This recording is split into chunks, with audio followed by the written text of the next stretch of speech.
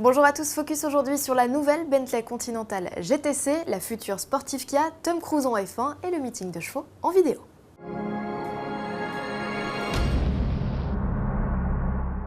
Du nouveau sur la Continental GTC, Bentley présente au salon de Francfort la deuxième génération du cabriolet dérivé du coupé GT. C'est de profil que l'on remarque le plus les nouveautés stylistiques de la berline. Calandre et malle deviennent plus carrés. Du côté de l'habitacle, volant et combiné d'instruments ont été relookés, tout comme le système d'infodivertissement tactile et les commandes de climatisation. À l'arrière, les passagers auraient gagné de la longueur aux jambes, à confirmer. D'un point de vue technique, les voies avant et arrière ont été élargies et le châssis amélioré. La GTC profite également d'une nouvelle répartition du couple, plus axée sur le train arrière désormais.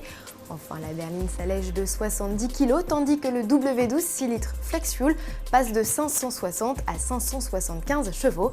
La GTC passe ainsi sous la barre des 5 secondes dans l'exercice du 0 à 100, première livraison à la fin de l'année.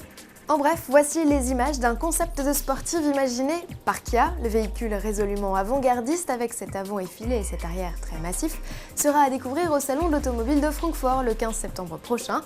Les détails sont trop peu nombreux, Kia précise seulement qu'il s'agit d'une 4 portes propulsion et qu'elle annonce la nouvelle orientation stylistique de la marque. À suivre.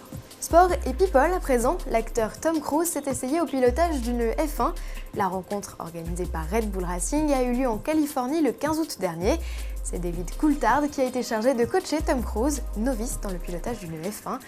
La monoplace de 850 chevaux s'est faite dompter sans sourciller par le héros du prochain opus de Mission Impossible. Au cours des 24 tours de piste, le pilote d'un jour a amélioré son chrono initial de 11 secondes et a atteint la vitesse de 291 km/h.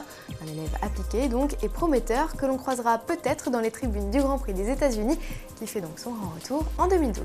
On se quitte sur une vidéo, celle de la 19e rencontre mondiale des amis de la 2 chevaux. C'est tout simplement devenu le plus grand rassemblement de 2 pattes du monde.